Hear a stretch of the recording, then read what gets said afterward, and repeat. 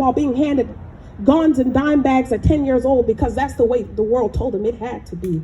These kids aren't just getting arrested and caught on their crimes alone. They're targeted, seen as immediate threats. These neighborhoods of color are over-policed, and because of that, the incarceration rate is higher for Black people.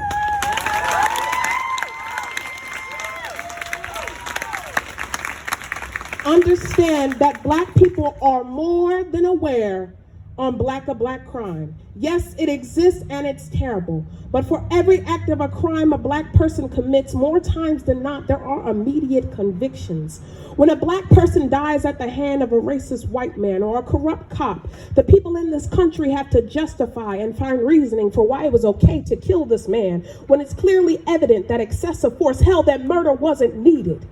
But for some reason, when a police officer abuses his power, we try to hurry, clear his sketchy history, try to hide the fact that he abuses his wife and his children. It takes for millions of protesters, thousands of petitions, and for America to be burning to the ground for people to hear the cry of the bereaved.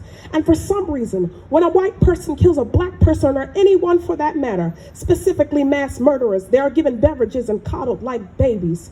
Bringing up Black on Black crime sounds something like, well, y'all kill each other, why can't we kill you too?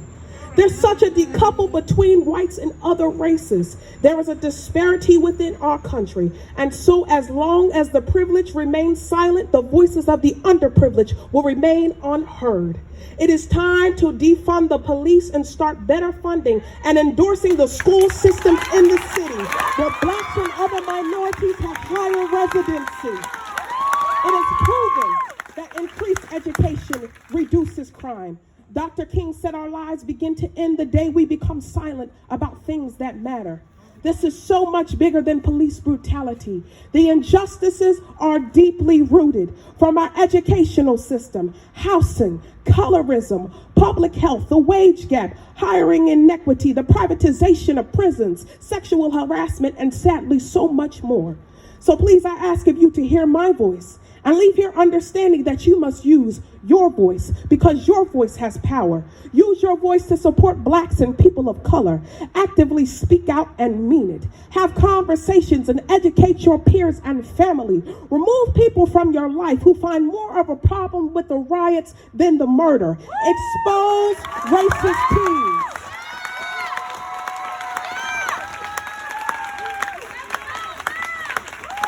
Expose racist teens. No, it is not extreme and it is not excessive, because these are the same teenagers who will be given a chance at universities, who will allow them to become a liberal healthcare workers, teachers, lawyers, politicians, real estate developers, etc. It is time to start holding people who are old enough accountable for their flagrant hate.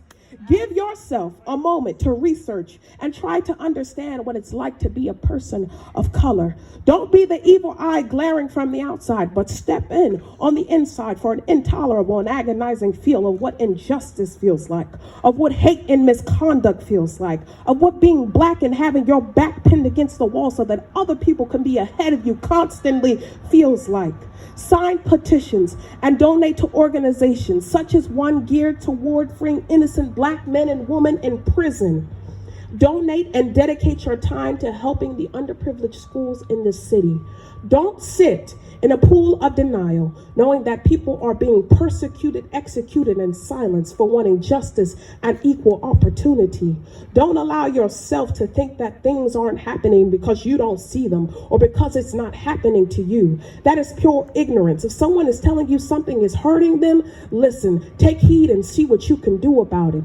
This is not a trend. I repeat, this is not a trend. My life is not a trend. My family's life is not a trend. George Floyd, Breonna Taylor, Trayvon Martin, Sandra Bland, Alton Sterling, Tamir Rice, Ahmaud Arbery, Mike Brown, Philando Castile, Freddie Gray, Amber Monroe, Tanisha Anderson, Tatiana Jefferson, Botham Jean, and sadly so much more. They are not a trend. Your hashtag and your black square was not enough. Our lives are counting on you. It is our job as young people, our job as the next generation to burn down our current system and create a new, fair, and just one together. One that is truly for the people and by the people, so that our children and their children's children can go in unity and safety and equally. I'll leave you with this quote from Dr. King. The ultimate tragedy is not the oppression and cruelty by the bad people, but the silence over by the good people. Your life matters. Your rights matter. Your fight matters, and your voice matters. Use it for all that is good. Don't stop fighting for the human rights of those in this country and the rest of the world.